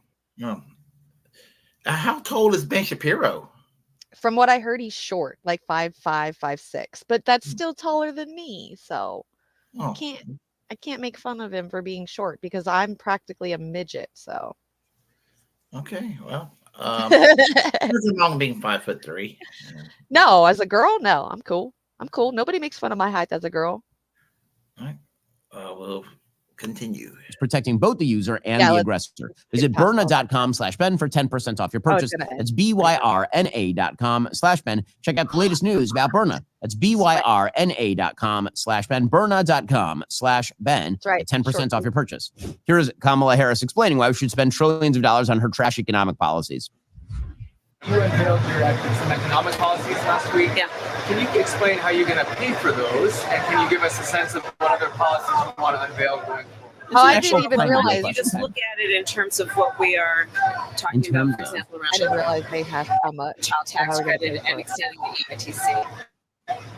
It's at $6,000 for the first year of the child's life. The return on that investment in terms of what that will do and what it will pay for will be tremendous. We've seen it when we did it in the first year of our administration. We reduced child poverty by over 50%. So that's a lot of the work. And then what we're doing in terms of the tax credits, we know that there's a great return on investment. When we increase home ownership in America, what that means in terms of increasing the tax base, not to mention property tax base, what that does to fund schools, again, return on investment. I think it's a mistake for any person who talks about public policy to not critically evaluate how you measure the return on investment. When you are strengthening neighborhoods, strengthening communities, and in particular the economy of those communities, and investing in a broad-based economy, everybody benefits. Everybody benefits. See, lots of hand motions. 3 in terms of, and 4 returns on investment. So now that's the kind of stuff economic magic is made of. Wow. I feel so much better about the idea of price controls. I feel so much better about the idea of just throwing money at everyone. That won't actually change price controls too. Interest rate that or anything. Pisses me off. It'll be fine. Everything will be good. All the inflation rates the same. And then look, my goodness. Okay, you can go ahead. This is why they can never let. Look, I am not here to say that I'm going to be voting for Kamala Harris. I'm not here to say I'm on the side of Kamala Harris, whatever. But this $6,000 child tax credit that they're going to be these parents are going to be getting if she passes it if she wins is such a huge thing. Like it's so big for us. And even like the question when the person asked her the question, like the how you gonna pay for it thing, that shit pisses me off because as an MMTer, I already know the answer to that. And I'm tired of fucking explaining it after 7-8 years of explaining it to people. There's got to be another way where somebody else can figure out a better way to explain it to get people to go, aha. But which would have been, a typical conservative question of how, like he could have gone off of is how are you going to pay for it? But he did. She said this word 4 times and this word 3 times, and she's got a lot of it, a lot of movement and stuff like that. Like he's sitting there talking about how she looks and how many times she's saying a certain word instead of talking about the substance of what the question was about, which is something a conservative could have based his entire video off of, is how you going to pay for it, because that's what conservatives do. Anytime anything that benefits the people, conservatives have to come out and ruin the whole thing by saying how you going to pay for it. So it doesn't make sense to me how, like I say, the irony speaks for itself. He's going to sit there and talk about how she looks instead of the substance. So he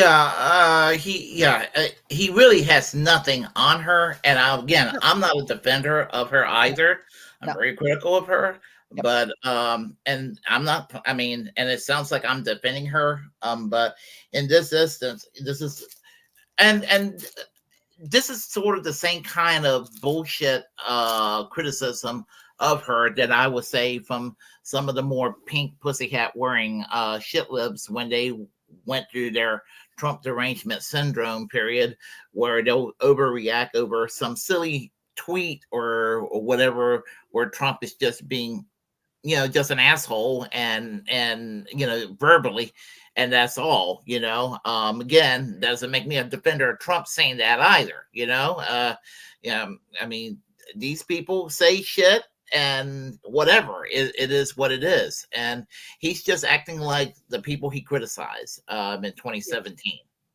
Yep, absolutely. This whole fucking video was just absolutely ridiculous to watch. I was sitting here screaming at my phone the entire time, just like I did right now through the freaking 8 minutes of us watching this goddamn video, just because how many ironies can you have in one video as a conservative, and how many jokes can you try to have in one video and not have any of them land? Like, I've never seen such a bigger fail at trying in a video than this video right here.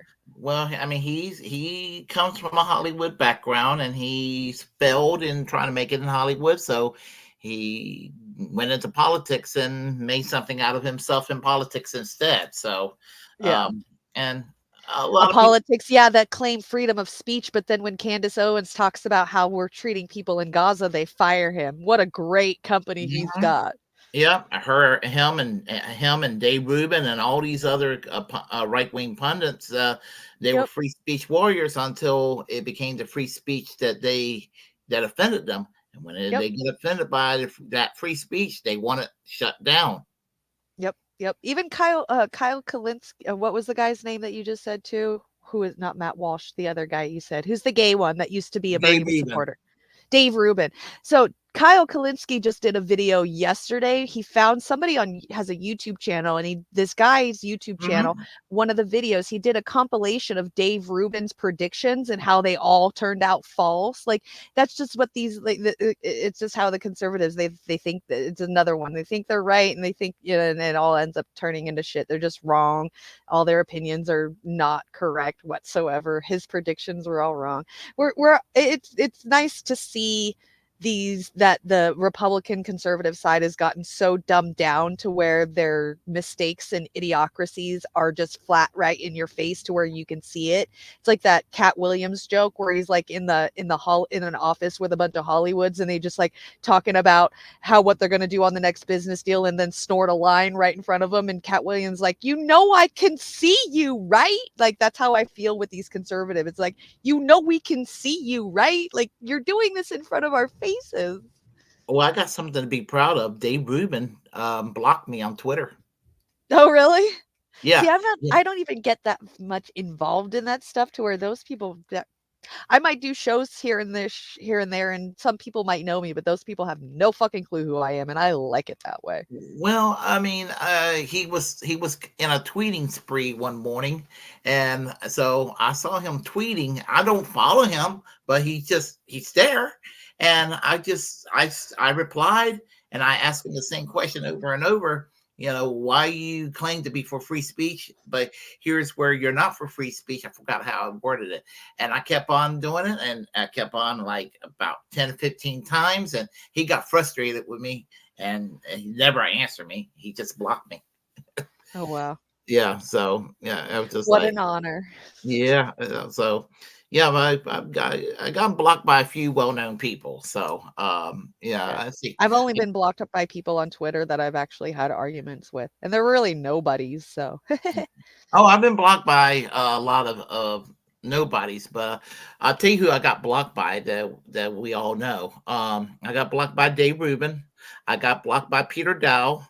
I got blocked by Nomiki Kantz, and I got blocked by Nina Yankowicz. So those are kind of well-known people I got blocked by.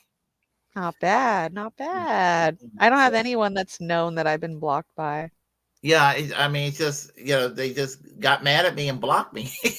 you know, Nice.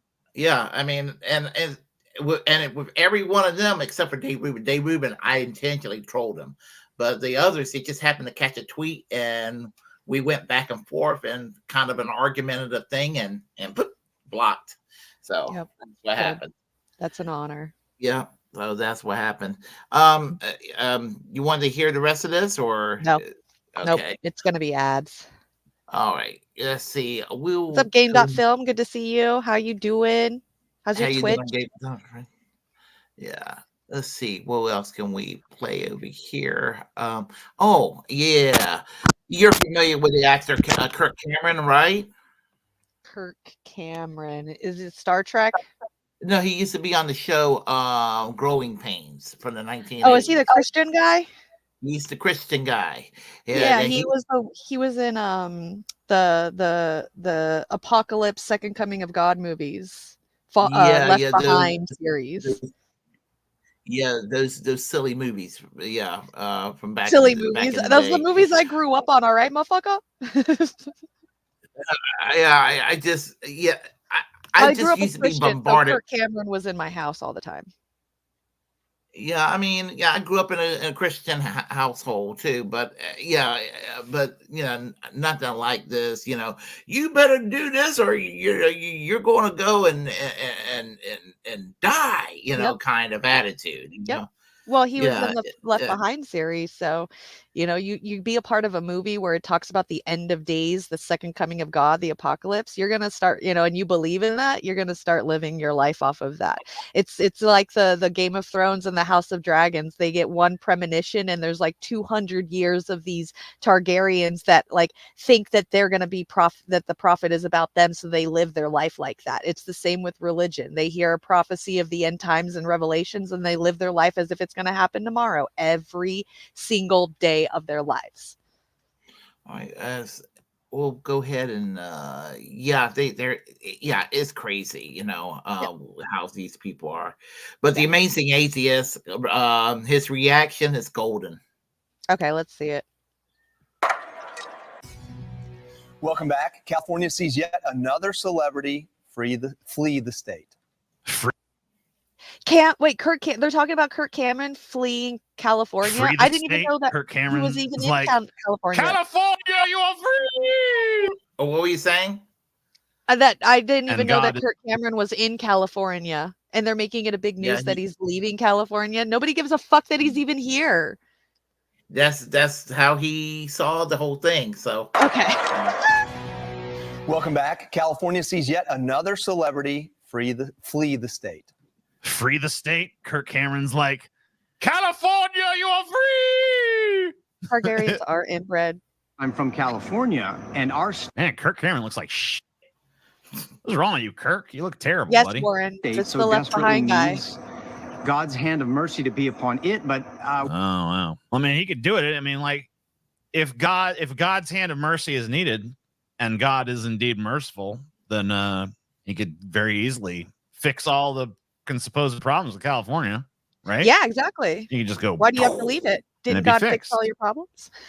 I don't mean he doesn't want to do it. We actually just moved to the state of Tennessee, and so we are officially Tennesseans now. Safety concerns. Good for you.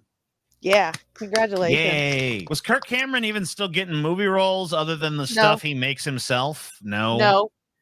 So, like, was there really any reason for him to even be in Hollywood anymore? Hey, if you No. like this clip, you might like the full Oh. stream, which I do every Sunday, more or Good less, Lord. over on the Pessimist Productions Patreon, link down below. Thank you That kindly. guy needs to grow a Concerns were a beard. driving factor for actor There we Kirk go. Cameron to move That's his better. family to Tennessee, where he says they found a healthy freedom mindset as a bonus. And he joins us now. Kirk, thanks so much for joining us. You know, I don't, you all. I love how this is being treated like news. This just in, man moves. People move every day. Yeah. People move from one state to another every day. It's not Oh, it's Fox. newsworthy. That's why. It's It's not Fox. That's why. newsworthy that Kirk Cameron decided, I don't like California, I'm going to Tennessee. It's not. It's not a newsworthy. news story, bro. No. How's that news? Right. How's that even We got an fires interesting going on out tidbit here, of and they're like, information? Kirk Cameron's moving. Also, you wear your Christian faith. Yeah, and that's the thing right there. And it's really just a partisan, like, oh, it's an evil blue state, and they're all just moving out of those blue states because it is so terrible, and it's a U.S. state. Every state in this country is shit in a lot of ways. Yeah. So there's that for starters.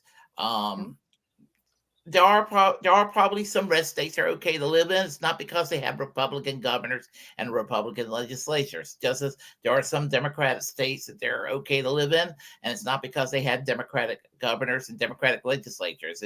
They all have something unique going for them. But some of the worst states you can imagine living in are not blue states at all. I mean, I would not live. I would not live in Kentucky or places like that, Texas or Florida, well, for Florida, I mean, not just because of Governor DeSantis, the idea of too many scorpions and things like that on a patio, or alligators walking on, crawling in the backyard does not appeal to me, but just, and it's nothing against the people that live there. I mean, Texas, it's just too humid for me. I couldn't take the heat. I mean, I can't take the humidity here in North Carolina. I can imagine living in a place like Texas, but then having to deal with Governor Abbott or the Governor DeSantis. That's not freedom. That's not anything positive, Right. And I don't even But like it's not. Governor. But it's not like newsworthy, and it's not like you're, people move for different reasons. It's not like, not everybody's moving from California because this state is so liberal and there's so much corruption and crime and blah blah, homelessness. It's because they can't, like, a lot of people are leaving California because they can't afford it. The housing prices have gone up. It's not because it's so liberal out here. It's just housing prices have gone up. And that doesn't have anything to do with being a liberal or conservative state. That's economics. That's out of politics. That's corrupt business who have kept a lot of businesses have kept themselves separate from the governmental actions, more of a laissez-faire economy when it comes to businesses. So this is what happens. It's capitalism. That's what it is. Yeah. But they want to make it act like it's the unions out of control. It's the welfare system. And it's not. It's everything that these right wingers cherish. It's the problem because when they talk about housing prices in California, well, the price of houses is impossible in Florida too. It's just as bad in Florida as it is in California. And look what they got down there for a governor in Florida. I mean, one of the worst. I mean, he really is the embodiment of fascism. Ron DeSantis is, Right. And so I mean, I don't like the shit livery of Gavin Newsom. I mean, to me, he's just a corporate Democrat. He's basically, if Mitt Romney was a shit lib, that he reminds me of a shit lib Mitt Romney. Yeah, I could see that. With the way he has his hair slicked back and everything, and he just looks like a greasy politician. Yep. And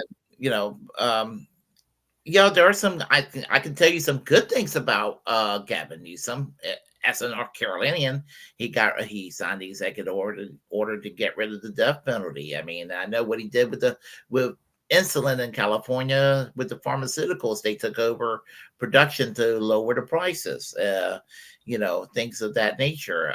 And those were not terrible things, but those are the things that the right wing would hate about Governor Newsom, Mhm.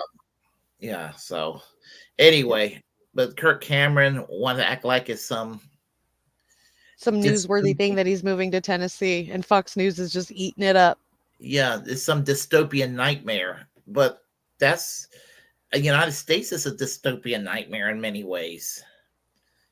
I mean, we don't have a national health care system. They don't want one. Kirk Cameron's of the world, but Mhm. we don't have a national health care system. We don't have guaranteed paid vacation times of 5 or 6 weeks like they do in other countries. We don't have paid parental leave, and we don't have some of these little amenities that these other countries have, which is why I embrace the politics that I embrace. Right. So, but yeah, I'll let Yeah, let's him. see what he's got to say. Yeah, I want to hear what else they're trying to make it newsworthy as. Proudly, and you advocate for that Wow, as well. How much of the values of Los Angeles just being a mismatch for your family drove you to Tennessee? I mean, it's literally the city of angels. But okay. Well, certainly there's the concerns of. Let me tell you something. Los Angeles has just as much Christian bullshit as anywhere else in this goddamn country. There's just as many. There's tons of churches in Los Angeles. You drive around in Los Angeles for any length of time, you're bound to see tons of the damn things. Is that Snipe Hunter? People talking about God, yammering about God. And people act like Los Angeles is some kind of goddamn atheist and Satanist mecca or something. It ain't. Plenty of Christians there. Of politics and crime and the economy, but right, those actually make sense. Politics, he's a conservative, the state is more liberal, he don't want to be there. Crime, I mean, whatever. I don't know what the crime rates are in Los Angeles versus whatever part of Tennessee he moved to, so I can't do a direct comparison there, but it makes sense to be concerned about crime, especially when you got a family, right? And what was the other one? Economics. That one doesn't really make much sense because, first of all, he's a rich dude. And second of all, I mean, California's got a huge economy, booming. there is, I'm finding California refugees all over Tennessee and Texas and Florida and places like this. This California. Yeah. California refugees? He called them refugees? There are people who are from southern states and rural Midwestern states that move to blue states too. That's a dirty little secret. Yeah, I mean, I know people that have done that sort of thing, and so this is a weak argument. Oh, they're just moving away from these states and going to the red states. I mean, yeah, and people from red states are moving to blue states. People move all around the country. All around the world. I'm sorry, but you want to sit there and call people California refugees that come into Tennessee, but then you want to call people who are coming up from like Mexico fucking immigrants. Like you literally, he just says it there, people move. Like, but then you're gonna call people from Mexico immigrants and that you got to send them back to where they came from. Like, people move. People move. I live in North Carolina. I live in central North Carolina, just outside of Raleigh. Now, if I had the money, the only problem is too expensive to live there. If I could live in any city in North Carolina, I live in Chapel Hill. Chapel Hill is the town that was made for me. Except I can't afford to live there. But I love Chapel Hill. I would be happy if I lived in Chapel Hill. I know it would be, but the cost of living is kind of high there, and that is problematic. But it has everything that I could ever want otherwise. But that's why I got to live on the mountain above all of that. I would love to live in Pasadena, Rancho Cucamonga, Anaheim, all these places that are down below me, but I can't because I can't afford those places. It's not because it's California, though. I mean, I'm pretty sure there's a lot of other states that are dealing with this same fucking thing. And it's not the state being blue. It's the economy overpricing because of greedflation. Yeah, and that's a national thing, the greedflation. And that goes back to companies taking advantage of the COVID crisis when everything got back to normal. Yeah, what do they call it? The price gouging? Did you hear what Ben Shapiro said in the last video? They're calling it price control now. They're changing it from price gouging to price control. Conservatives are defending the price gouging that these companies are doing to us. So the fact that our groceries are too high, we can't afford rent anymore, we can't even get a house anymore. They're calling it price control instead of price gouging. And I'm sorry, but just, I'm not like we said earlier, I'm not defending Kamala Harris, but at least some of her agenda items have in there giving people tax credits to be able to do this, whether it's first having a child, first time home buyer, anything like that. At least she's offering something in her platform that says we're thinking about you guys too. Because as soon as that happens, these conservatives are going to be like, well, how are you going to pay for it? And then now they're changing, the price gouging that they do to us, as they're calling it price control, as if like the changing the term is going to turn it all automatically magically into a good thing. Like how do they sleep at night? How do they live with themselves when they do this shit? I don't understand. And then they just they hear it one time on Fox News and then they go repeat it as if it's like the thing to do. The boomer conservative talking points. Yeah. I hate it. It just drives me absolutely insane. It's like, we've known that they've been price gouging. You all get pissed off. Like, I know the conservatives out here in my town get pissed the fuck off when there's a snowstorm and we're being overcharged for fucking gas. I know it. But I know in the next couple of months, these motherfuckers are going to be out here on my streets saying price control, instead of they're price gouging us. They're going to say we need to protect price control. It's just, it pisses me off. It's stupid. These conservatives are dumb. They come up with some dumb talking points. Yes, they Greed control. There's a good one, Mr. H. Yeah. Profiteering. There's another word they use. Yeah. Ugh. Ooh. Yeah.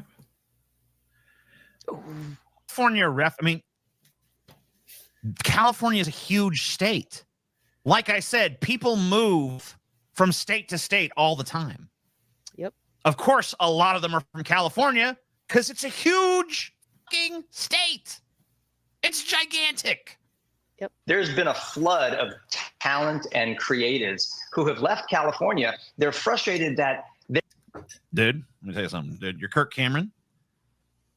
I don't know if you've ever seen the movie Saving Christmas with Kirk Cameron before, but watch that and realize that you are neither talented nor creative. So you don't get to refer to yourself as a talent or a creative. You haven't been that for quite some time now. their values are not being represented in the projects that they're working on. So they're going out and independently creating projects that do represent their values. Yeah, that suck. That's because nobody Real wants bad. Kirk Cameron in their movies. I mean, I would love it. I mean, don't get me wrong for a second here. Yeah, he is Like, obviously. He's sitting there saying that creatives and talent can't come to California, but who the fuck is Kirk Cameron? Is he hanging out with in Hollywood that is talent and shit? He hasn't even been in the Hollywood scene in over 20 fucking years. I don't see him out there hanging out with fucking Taylor Swift and The Weeknd and fucking Angelina Jolie and shit. Like, he's not hanging out with the people that he's talking about. The talent that isn't getting into Hollywood that he wants is his Christian people. So of course he's gonna go to Tennessee, where it's the Christian Hollywood out there. It's the Christian country Hollywood in Tennessee. So he's talking about the wrong scope of people. You're not going to have those scope of people in Hollywood when you're not one of them. Yeah, well, he purposely isolate himself in Hollywood because he's scared he's going to get the bad influence or what have you, and he made himself irrelevant. Yeah, yes, he did that. Yeah, very well put. And the thing about it is, moving from a state to state is not an act of bravery. And that's the point he's trying to make here, is that they're trying to make it Kirk Cameron some kind of a hero for moving out of a blue state. It's just a culture war jab. That's all it is. It is. Yeah, Miguel, they all moving to Nashville. Those motherfuckers can go to Nashville. I don't want them.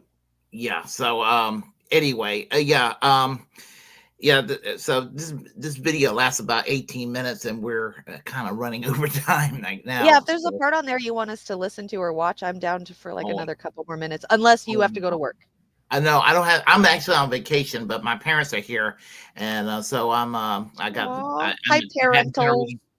them. Yeah, I'm gonna have dinner with them in a few minutes. So there's that. Yeah, so I got to wrap things up. But the point I'm trying to make is, yeah, I mean, moving is not an act of bravery, and that's the thing right there. It's So really, really not. I didn't see any news report on Fox News or a standing ovation when I moved from one town to the other inside of California. Are they going to say that, the Lancaster Palmdale is a horrible place because I moved to San Bernardino? Like, that's just the dumbest things ever, yeah.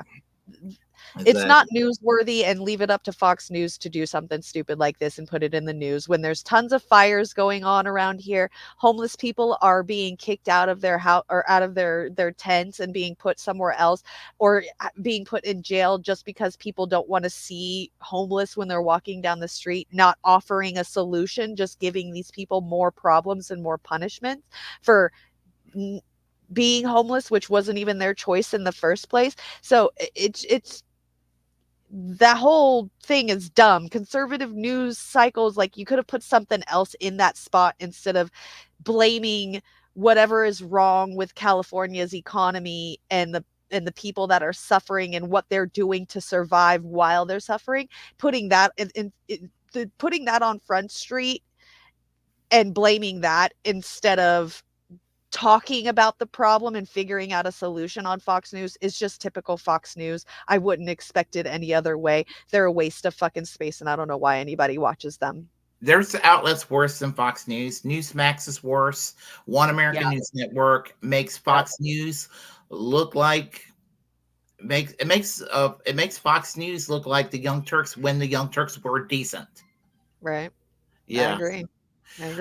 Just remember, it's entertainment. They're not actual news sources. They had to register in the business bureau as entertainment. So Fox, CNN, MSNBC, they're not news. They're not real news. So just Yeah, it's fake news. Fox News provides it's propaganda. I mean, and CNN and MSNBC provides propaganda too in their own way. MSNBC do it for the Democrats, Fox News do it for the Republicans, and CNN they'll do it for the corporate center for both parties, and that's what it comes down to. Jimmy's in San Bernardino, the good old 909 and meth capital of America. Yes, but I originated in Lancaster Palmdale, 805, the original meth capital of America, baby. Yeah. Anyway, I will. I have to. You do have to go. I know. I'm sorry. I do. I'm so excited. I haven't done a live stream in 2 weeks, so I'm like blah, blah, blah, blah, blah, blah, everywhere. But I do have to talk to you briefly after the show. So yeah. Okay. You're right. So folks, I have to wrap it up. Please come again next week for Bragglands. And y'all heard me about my erratic schedule this week with regard to my vacation. So I'll be live streaming, but I'll be live streaming all over the place. So okay, so y'all take care. All right. Stay high, free Palestine. High and free Palestine, folks. Take care.